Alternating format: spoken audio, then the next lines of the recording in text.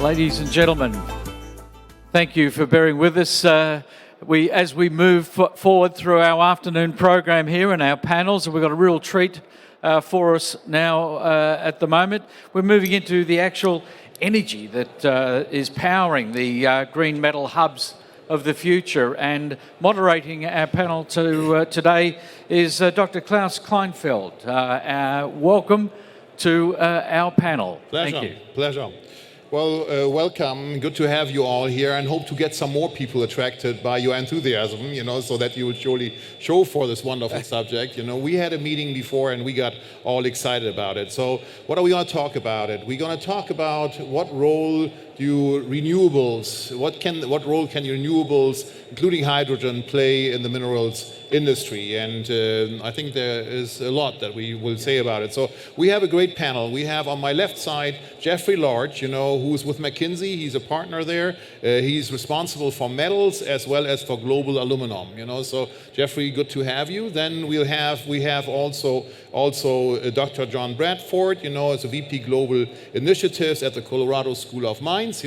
Great to have you here. One of the premier schools to educate everybody who is going to be in mining and who has been in mining. Great reputation, really great to have you here, and a real practitioner, at the same time connected with the university, And then we have Claire Sykes, from Larkin Sykes Advisory. Claire's role is, or the company's role is, to advise companies to make this transition happening. They are here and we want to get to the future. So I'm really excited to hear about this. Also a real practitioner, as is our fourth person, here, Gustav Krüger from DNV, who deals with the issues. What does that mean, for instance, for the electrical grid? Everybody's talking about also great, wonderful, but nobody sees the practicalities, So we have a pretty broad basis here what we can do. So Jeffrey, can you kick it off? Giving us an overview on what do you see in the mining industry when it comes to renewables, new energy sources, new renewables, hydrogen, and these type of things. Yeah, sure. Happy to start off. Maybe 5 observations for today. The first one is basically that this market for green metals is rapidly evolving, but it's still very messy. So even the definition of what's a green metal is very different, and the demand for green metals is quite different between different geographies, different end-use sector, like comparing auto versus construction, for instance, as well as in different places, where you see maybe like the EU automotive market for steel is probably in the lead in terms of the size of that market and the established definition of what green is. Whereas, if you move to aluminum, maybe a little bit less so, copper a little bit less so, and then some of the specialty metals, even though something like magnesium, super carbon intensive, very ill-defined market for green metals there. So that's the first point.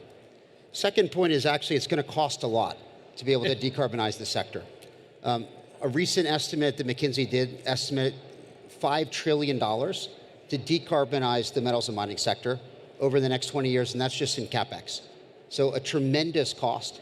There's already been 1 trillion real of investment within basically the sector to go on that pathway, but there's a lot more work to be done. Importantly on that one is that you need the taxes, and you need the incentives, and you need the premiums to get people to make that scale of investment.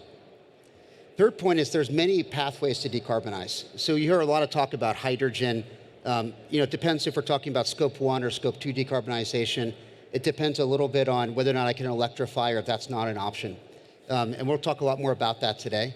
But importantly, there's different pathways, and which pathway you take, this is the fourth point, depends on where you are. So it depends on in which time you are, depending on CO2 prices and hydrogen prices. Depends on where you are, dependent upon the tax level, and also the local natural gas price and the renewable price.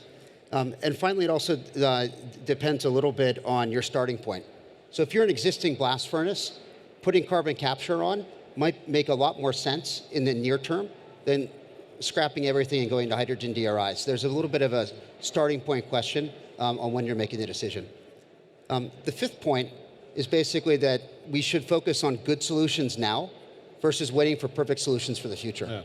Yeah. So it's about kind of making that progress today, and that will lead to many different pathways that different people take. Sounds good. Sounds good. And already a couple of thoughts for the next round. John, what do you see in your world? What is discussed? I mean, I think you get involved by companies asking you what do university thinkers have who know the practicalities? What are students getting excited about? What are you getting excited about? Well, so I'm going to just, at least for this round, just focus on the hydrogen side. And we have basically teams that are working in 3 different directions.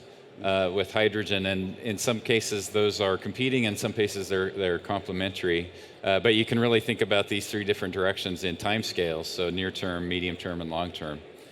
So in the near term, it's really about liquid hydrogen carriers with a focus right now on ammonia as a storage medium, at least, and potentially also as a fuel. In the medium term, I would say it's on the next generation of electrolyzers and fuel cells, particularly using protonic ceramics as a medium to facilitate that. And then in the long term, it's other storage mechanisms. So of course, one of the big issues with hydrogen, if you're using it directly, is the storage. So you can store it in a liquid carrier, which has good energy density. Storing it as a gas has many challenges and is expensive. But there's a next generation of solid state storage medium, so metal organic frameworks in particular, that you can think of as acting sort of like a sponge that take the hydrogen in and hold it and then can release it under certain conditions. Those are a long ways off right now. So those, right now, you can store about 5% by weight of the hydrogen that it requires in the medium. So for a ton of hydrogen, you need 20 tons of this material, but they're making advances quickly, so in the future that can be a viable solution. Now in the electrolyzers, so to produce the ammonia, you need the electrolyzers. To get the hydrogen, you bond that with nitrogen source, which could just be air. So that's a way that those 2 systems are working in a complementary way. And do you see that actually as the main power source?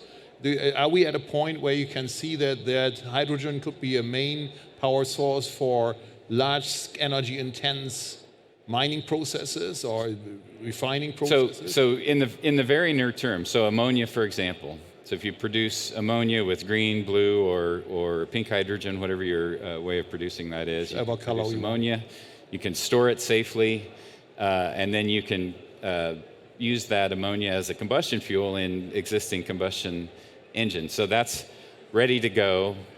So that will be more in the support system, of a mine, but not as a full fuel for something. Yeah, using hydrogen directly, either in fuel cells or using hydrogen as combustion fuel on its own, that's a longer term issue. So building those systems at scale is a huge challenge.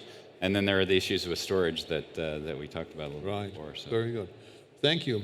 Claire, what is your most favorite advice that you're giving these days to companies that come to seek for decarbonization? Yeah, thanks, Klaus, and thank you very much for the invitation to be here. It's an absolute pleasure to discuss such an important topic, actually, in terms of decarbonisation in mining and mineral supply chains. I think the point that I'm seeing, and I think, Jeffrey, you touched on it, is that there are so many pathways, combinations and permutations. And John, as you mentioned, there's short-term solutions, there's longer-term solutions. And I think coupled with that is that we see in the upstream mining industry, there's a range of systemic barriers towards innovation uptake. We have very limited transformational innovation occurring across the industry. There's also economic and market realities and barriers in terms of uptake. And there's also scientific realities, there's geological complications and complexities related to adopting renewable energy and hydrogen systems at a site. And there's also just the practical implementation challenges such as workforce training, skills development, spare parts replacement, maintenance, capital replacement, etc. And then the other complexity that we see is that when we think about innovation adoption and sort of this transformational change in terms of the way that the energy system in mining and mineral processing and in downstream processes can be adopted, is that decision points for innovation adoption occur at very different points, depending on where you are in the life cycle of your project or your asset. So, for example, for a mining project, decisions on innovation occur sometimes 10 years ahead of when project development will occur. And it narrows as your feasibility studies go through. And why is that? Very So steady. why is that? Is that the investment cycle, or is it because the equipment is not there? You first have to negotiate with an Well, equipment maker, or why is that's that? right. Why is that so long? Well, a mining project by virtue of, in terms of, Oh, because you think of greenfield. You're talking about a we're greenfield. talking about greenfield. Greenfield, yeah, I get that. Okay. However, even in brownfields or in simple capital replacement schedules, these happen many years ahead of when those decisions are made, and multiple work streams also take place to make that final investment decision about adopting a new technology, which inherently comes with some risk, and the industry itself is It's risk averse. It's risk averse. Is risk It's a averse. safety culture. Safety cultures, by definition, are risk averse. Yeah, that's right. Absolutely. So I think it's very important that, as we are seeing the evolution of a green metal hub, that we start to think about how we can start to address some of these more systemic barriers. That sounds good. So from your lens, you look at the other practicalities, and now somebody wants to call me, so, okay. So looking at it from your lens, so what do you see as the major challenges or also opportunities here?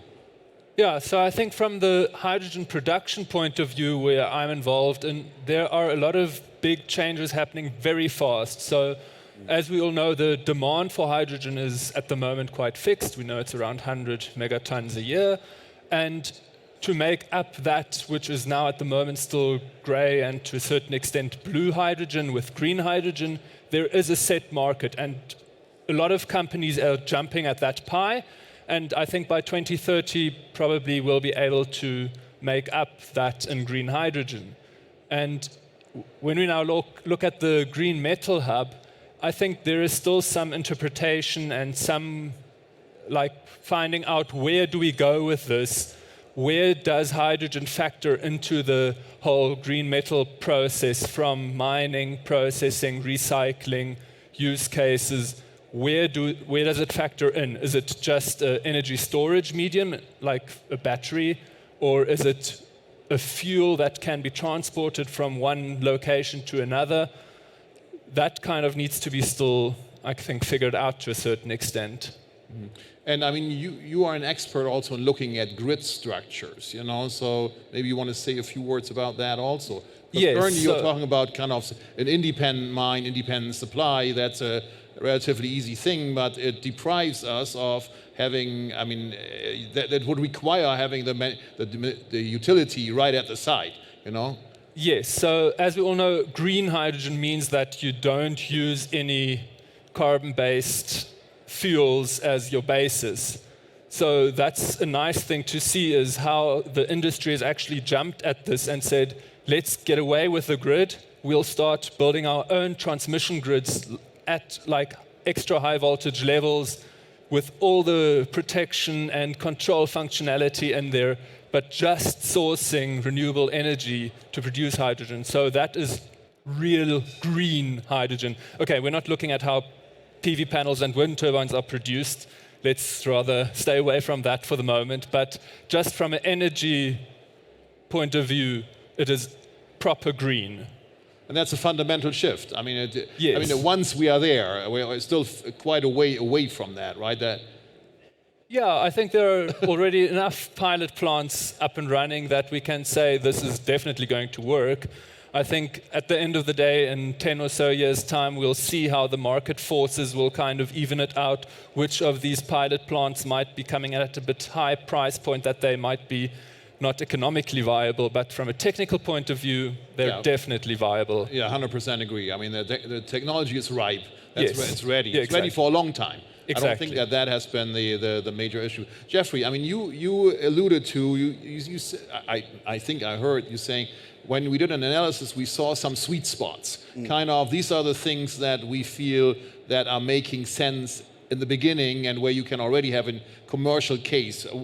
Can you share some of those with us? Yeah, I mean, sure. It depends a little bit by metal and by location, right? Yeah, This is a okay. good point. So right now, if you have with the new IRA bill in the US, with $85 per ton carbon capture incentive, you could probably get, with a small premium onto the metal, you could make the economics probably work on a blast furnace.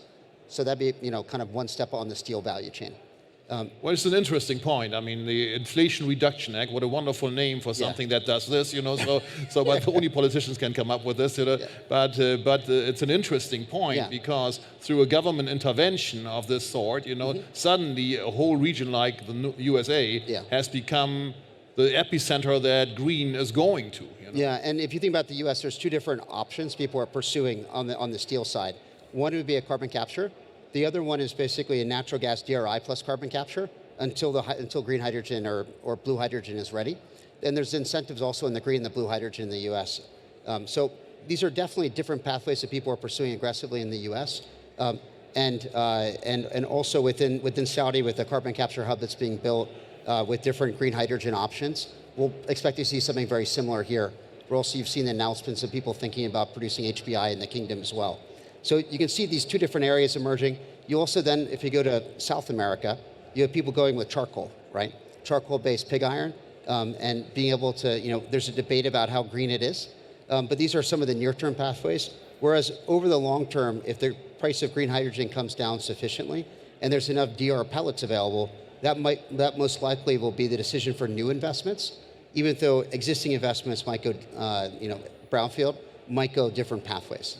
And can you do, I mean, you know the aluminum industry very, very well. Can you imagine how far out is it that an aluminum smelter would be run through renewables? I mean, I'm excluding nuclear and, if you want to call that, and hydro for a minute, So from pure renewables, there are some players that are signing VPPAs to kind of effectively bring it into the grid and then say this amount of metal was produced with this offset effectively. But in terms of baseload power, it's still a long way away. Yeah. Primarily because to get up to like 70 or 80%, it could be moderately economic, but to get beyond 80% is just extremely expensive to build out the redundancy on the solar side. So it goes like what we heard here. I mean, it goes more into supporting the logistics, supporting trucks and those type of things, And then we would have to have storage. I mean, the storage at scale, right? Yeah. So, and that's beginning, but far from the scale that large energy consuming plants need, Yeah. What do you think? What is on your timeline? I mean, you've been around the block for a while, so you've seen it. Yeah. For the storage media that I was talking about, or others. Yeah, right. So doing that at scale is at least probably 10 years away. Yeah. At least, who knows? Things might change. I want to make a different comment though, which is, so we're talking, and this may be a little bit controversial, or it may spark some spark some interesting discussion. But I kind of want to I want to get the idea of, we're making the assumption that green hydrogen is the goal, right, in a hydrogen system. Can we think about sustainable hydrogen instead? So, for example, blue hydrogen production right now is less expensive than green hydrogen. That may change over time, it may not. Let's really think of, the goal ultimately is to just not be putting CO2 into the atmosphere. So can we find the best solution from the economics, from the market drivers, from what's viable from a production perspective, and then that's really the goal, right? And that may change over time. It could be blue, it could be green, it could be pink. Yeah. But I think that it's important to think about sustainability in a different way, and not only that it has to be green. Mm-hmm. And Claire, I mean, we talked about greenfield, but what about brownfield? I mean, is there, because I guess on greenfield, most people these days who are building new facilities will instantly look at that, will instantly have the lens. The panel before us addressed that, you know, when they talk about biodiversity, everybody was look as how can I paint myself as sustainable as possible, you know? But when we look at the existing facilities, you know, which will not go away, you know, shouldn't go away, is there enough there, or would you sometimes, when you reflect on it, say, I wish that XXX would be more? Yeah, look, I actually think that activity is happening across greenfields and brownfields and across the entire project lifecycle. I think there is early stage research occurring. There is testing, trialling and demonstration of incremental technologies for specific solutions, and we're certainly seeing the emergence of what we call the hydrogen equipment technology and services sector, certainly in Australia, and I think we're seeing it globally as well. And that's an exciting space because we've now got a very diverse set of specific solutions that will all feed into a broader benefits in terms of renewable adoption as well as hydrogen adoption. And John, I couldn't agree more that it is about sustainability. It is about looking at a suite of solutions, and it's also looking at, well, what are those mechanisms that we need to put in place to squeeze those time frames and to enable trialling, testing and demonstration to occur. It may fail, but we also need to share that knowledge and adopt what is most appropriate for the phase of project that we're in and the application and capital that is being deployed at the most appropriate time. I mean, it sounds like, Gustav, everybody here, we talked about renewables, you know, and everybody here right away jumps to hydrogen. We have that also as our topic, you know, but there are other renewables. I mean, here in the kingdom, solar, big thing, the sun shines here normally. I mean, I don't know what happened last week, you know, but something went wrong there, you know, but normally the sun shines, you know, and the wind blows at certain areas, you know. You also didn't mention this. What's your view on this? Yes, so definitely for any green project to be viable, you would have to have an energy mix that comprises of, as you said, PV, wind, even solar thermal. And I think also part of that mix, although it's more of an energy storage medium, is this green hydrogen. There is definitely a use case for it. It might not be the most efficient, but there is definitely maybe in the transport sector, use case. And at the end of the day, it will be up to the economists probably to figure out how that energy mix is most optimal to make it economically viable, because without that driver, I think in any case, this whole green phase would phase out in 10 years' time if there aren't any policy changes that keep it in term, because you can't keep underpinning the whole system with financial aid from governments. I mean, at the end of the day, that will have to be phased out. Yeah, it's not about being tree huggers, you know. We also need to make some money, you know. So I think everybody understands that, you know. So, but the interesting thing, I mean, you weave that into your conversation when you said wind and solar, and then you mentioned hydrogen as a storage medium. So because basically what you are saying is wind and solar I can't bet on because it's not stable, and in mining you need stable energy source, and you need it at scale. So on the storage side, you know, so you said this can have a role, even though it creates energy efficiency losses, you know, but it can have a role. Is that, do I understand you properly? Yeah, so a bit contrarian view maybe in terms of hydrogen is now that hydrogen is not the most efficient storage medium. The round-turn efficiency of 50% does not compete well with lithium ion and so on. So unless there's a big disruption to the lithium production and we don't have that technology available to us, it is very difficult to build a case for hydrogen as a storage or grid storage medium. There will definitely be cases here and there, but in general speaking, I think it will have to find a different use case.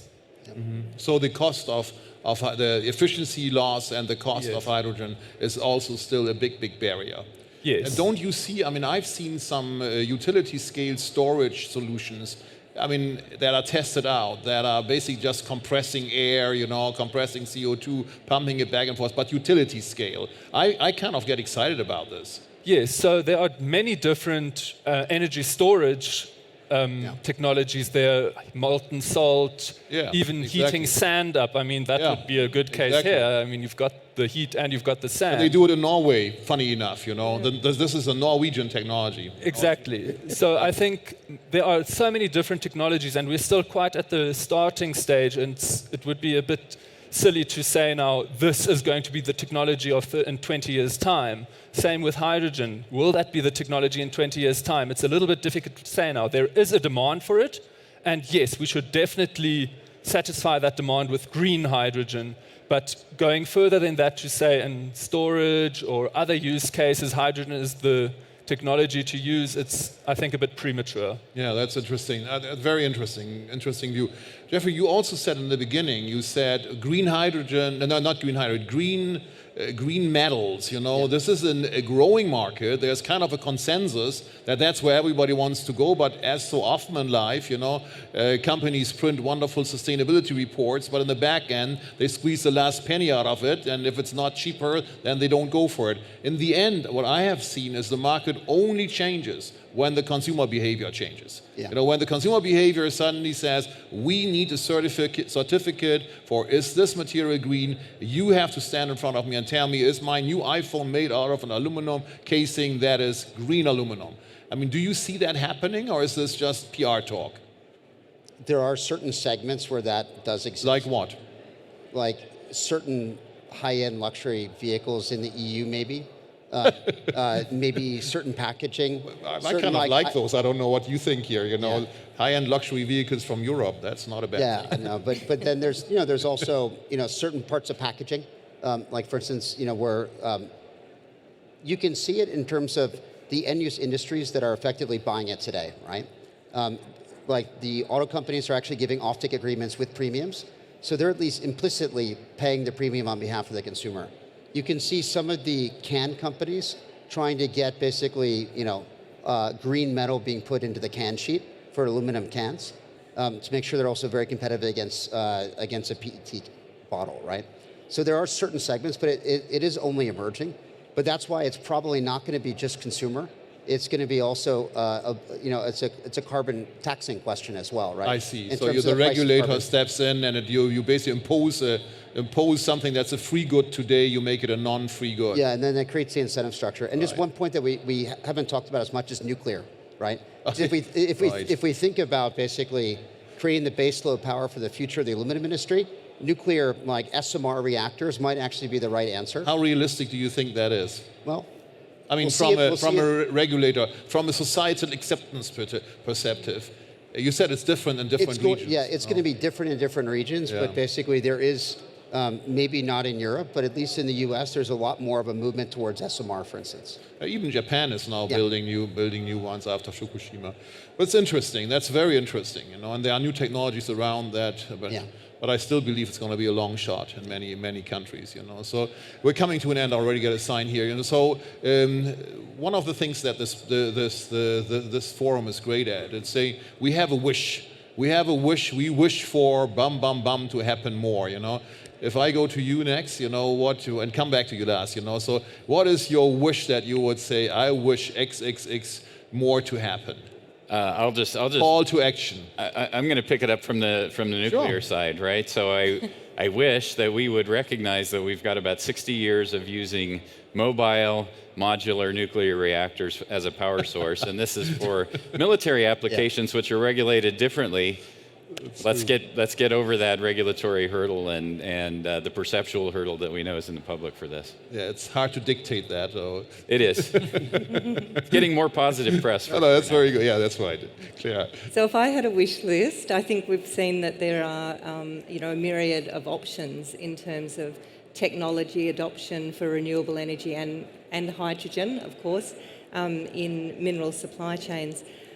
So I think my wish list is that we really boost collaboration across many different stakeholders to start to unlock some of that intelligence that's in the industry, to be able to capture some of the activity that is happening, and to harness that strategic intelligence effectively, to start to wrap that into how we can more effectively drive collaborative action. Super.